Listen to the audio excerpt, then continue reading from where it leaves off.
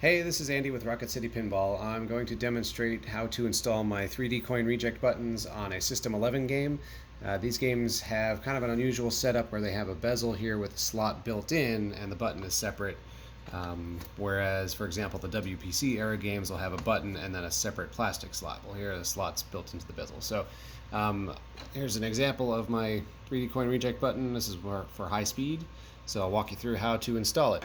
Typically, when you work inside a game, I recommend you turn it off. So this game is off, and here we go.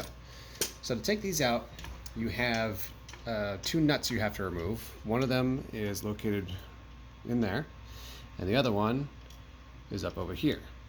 You're also going to have a couple of little spots to look out for that I'll walk you through along the way. So first thing is a 1/4 inch nut driver. They're 1/4 inch nuts, so we'll take those out.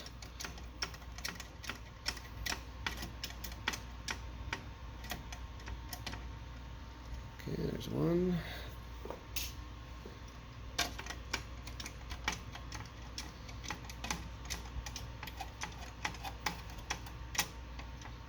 And two. Okay, now assuming you do have the coin mechanisms in your game, the next thing you're going to have to do is there's a metal clip right here that sits over this nub, and you're going to have to pop this off, and the whole thing's going to pop up on you like that. So now this whole piece should be loose. So you should be able to pull it free from the screw, and then here's the part of the coin mechanism down here. Just pull down on this to give yourself some clearance, and then this whole thing should rotate away. So now you have access to get your button out. So here's a spring and the button. You should be able to just grab them and pull them right out, like so. Now don't lose this spring. You're going to need this spring to install your new button. Now before we put the new button in, I want to point out something you're going to need to look for later.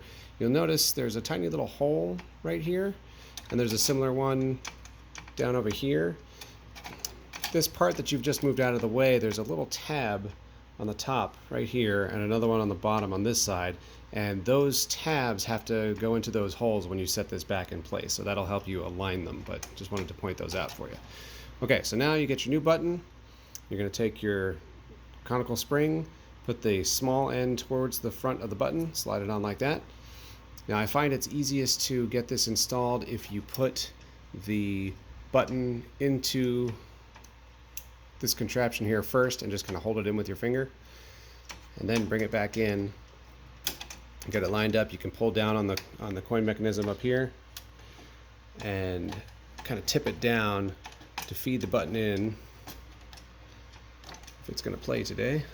You have to kind of push it in to get it past the screw. Okay, now the button is inside the bezel, and that now gives you the freedom to get this piece lined up. So once again, you probably want to line up this nub down here, like so, and then you should be able to line up your rest of it with the screws like that. And now you'll notice again, like I pointed out before, see my little tab is into that little hole there, and I'm lined up with the screw. So then all you would do next is you'd get your nuts and the driver, and you put the nuts back on. I won't bore you with that because I know you know how to do that. And then you should be done. So it'll look like this when you're done. And there you have it. So I have these buttons and more for System 11 games and games of other manufacturers and eras on RocketCityPinball.com.